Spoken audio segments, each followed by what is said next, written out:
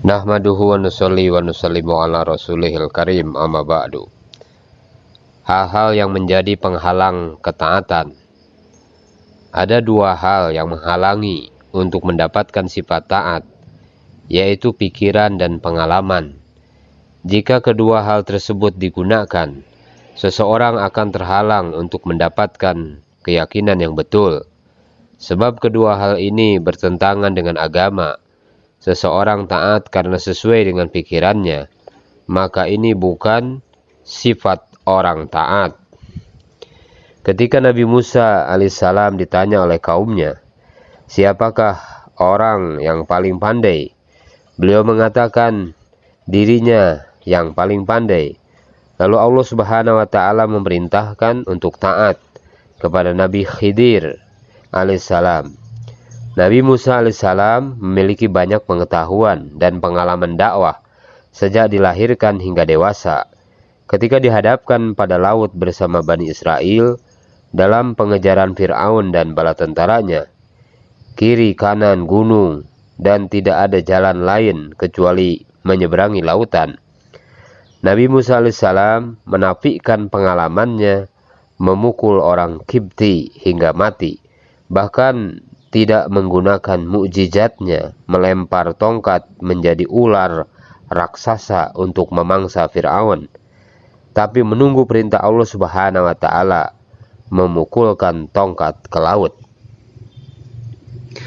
Orang yang selalu mengandalkan otaknya akan banyak merasakan kesusahan.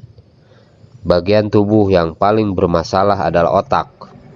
Kemampuan otak terbatas, hanya dapat mengetahui sesuatu yang ada datanya, seperti alat untuk memproses informasi yang kemudian membuat kesimpulan dan tidak dapat memberi solusi. Keadaan otak tidak tetap, senantiasa berubah-ubah sesuai keadaan. Namun keputusan hati tetap tidak dapat berdusta dan didustakan. Jika bertanya pada hati sesaat, maka akan mengetahui siapa diri kita sesungguhnya. Dan jika bertanya pada otak, maka tidak akan pernah jujur, tidak konsisten, ya atau tidak.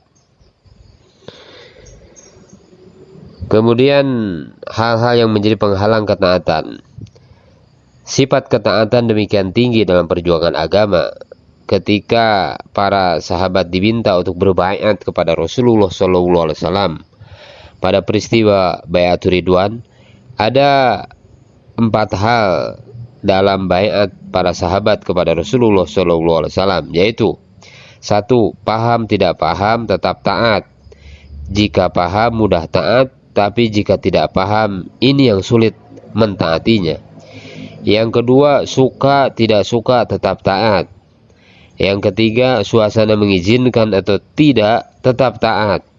Dan yang keempat, orang baru yang potensinya melebihi orang lama tetap taat.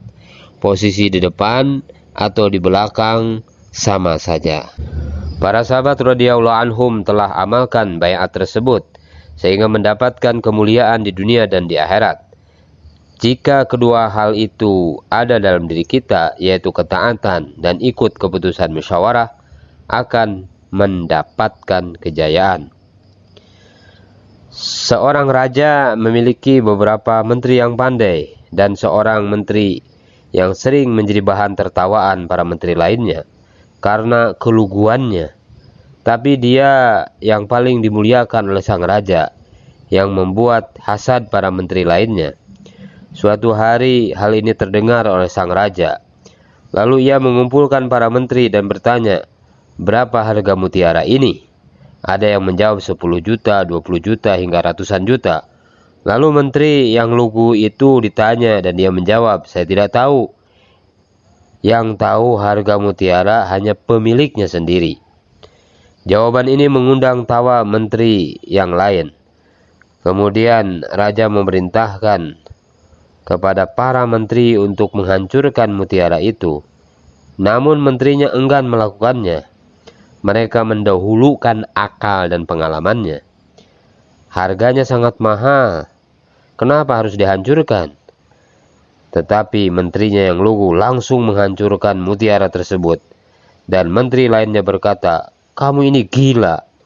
Lalu raja berkata, "Justru kalian yang gila. Kalian paham nilai mutiara, tetapi kalian tidak tahu nilai perintahku. Mutiara ini milik saya, dan yang memerintahkan untuk menghancurkan juga saya. Mengapa kalian tidak hancurkan?"